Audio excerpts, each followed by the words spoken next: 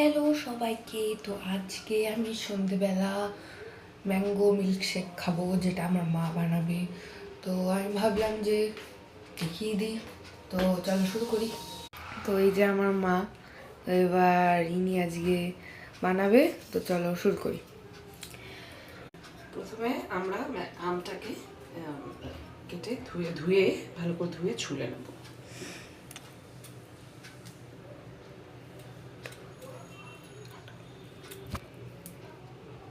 তো এখানে কোয়ান্টিটি অ্যামাউন্টটা হবে, কটা আম নেব? একটাই আম নেবে অ্যাকচুয়ালি, সেটা কোয়ান্টিটি ওয়াইজ। তো তোমরা যদি বেশি মানে ম্যাঙ্গো চাও তাহলে দুটো আম নিতে পারো ম্যাক্স টু ম্যাক্স, আর নইলে একটা আম নেবে। আর একজনের জন্য একটাই আম বেসিক্যালি নর্মালি। তো আমটাকে ছুলে নিয়েছি, এবার এটাকে পিস পিস করে কেটে মিক্সিং জারে দিয়ে দেবো।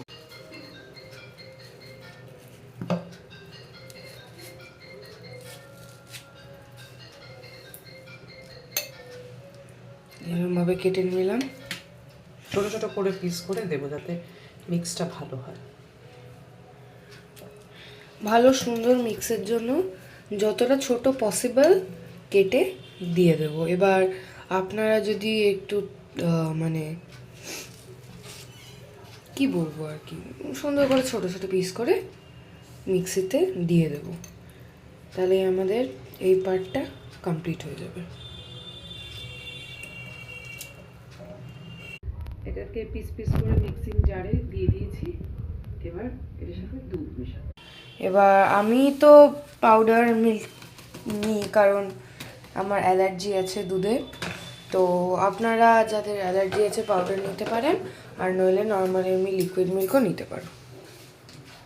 এবার আমরা অল্প একটু চিনি দেবো, বেশি দেবো না, যেহেতু আমের মধ্যেই মিষ্টি থাকে, তাই অল্প একটু, সামান্য অল্প একটু চিনি দেবো, ব্যাস।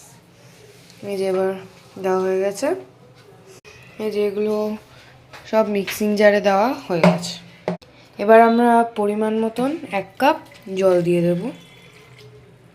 এবার এটাকে সুন্দর করে মিক্স করে নেব, তাহলে আমাদের যে থিক ব্যাটার মতন কাইন্ড অফ হয় ওটা হয়ে যাবে।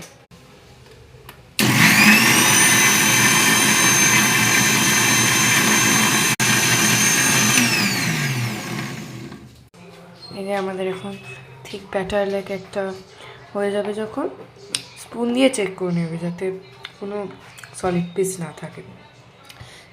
চেক করার পর এরকম একটা কাইন্ড অফ চলে আসলে অফ করে দেবে।